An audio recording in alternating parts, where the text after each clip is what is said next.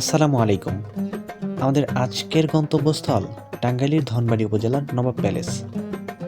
নবাব প্যালেসের প্রতিষ্ঠাতা হলেন খান বাহাদুর সৈয়দ নওয়াব আলী চৌধুরী, যিনি ছিলেন ঢাকা বিশ্ববিদ্যালয়ের অন্যতম প্রতিষ্ঠাতা, রাষ্ট্রভাষা বাংলা করার প্রথম প্রস্তাবক এবং অবিভক্ত বাংলার প্রথম মুসলিম মন্ত্রী। নবাব নওয়াব আলী চৌধুরী আনুমানিক 18 শতকের মাঝামাঝি সময়ে এই জমিদার বাড়িটি নির্মাণ করেন। মূলত 1919 সালে তৎকালীন ব্রিটিশ লর্ডকে আমন্ত্রণ করার জন্য তিনি এই বাড়িটি প্রতিষ্ঠা করেছিলেন।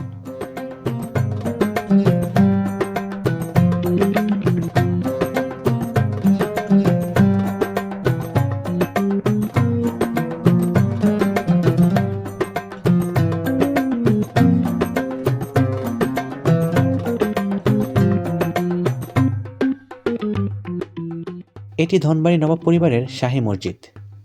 ধারণা করা হয় প্রায় 700 বছর পূর্বে নবাবের পূর্বপুরুষ মনোর খাঁ মসজিদটি প্রতিষ্ঠা করেন।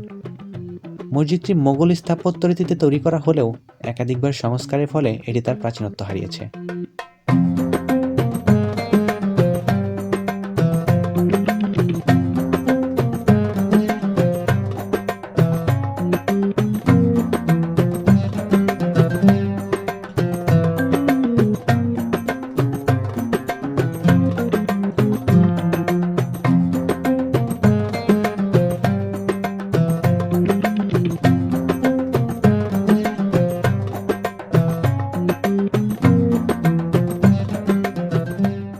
মসজিদটির পশ্চিম পাশে রয়েছে নবাবদের পারিবারিক কবরস্থান।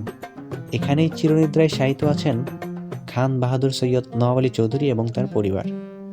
আশ্চর্যজনক হলেও সত্য একটি ঘটনা হলো, নবাবের মৃত্যুর পর থেকে আজ পর্যন্ত 1 মিনিটের জন্য কোরআন তেলাওয়াত বন্ধ হয়নি এখানে।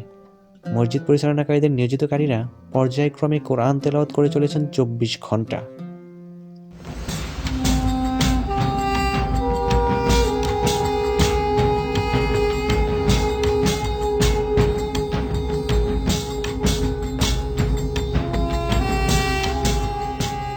1910 সালে মুসলমানদের উন্নত মানের শিক্ষার জন্য নবাব খান বাহাদুর নওয়াব আলী ইনস্টিটিউট নামের এই প্রতিষ্ঠানটির প্রতিষ্ঠা করেন।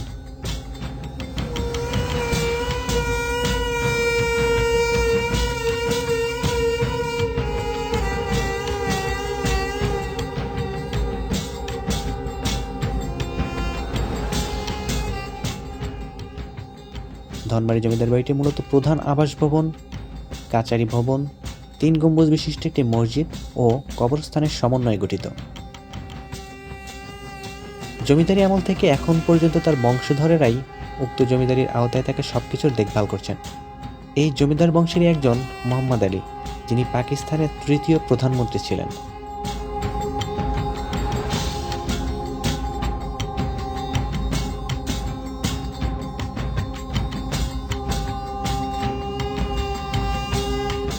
জমিদার বাড়ির একেবারে পূর্ব দিকে দেখা মিলবে শতাধিক বছরের পুরনো 30 বিঘার বিশালাকার এই দিঘির, যার কুল কিনারা খুঁজে পাওয়া দায়।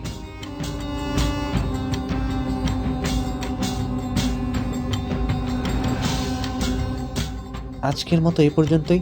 আবার দেখা হবে নতুন কোনো ভিডিওতে, নতুন কোনো স্থানে। সে পর্যন্ত ভালো থাকুন, সুস্থ থাকুন। আসসালামু আলাইকুম।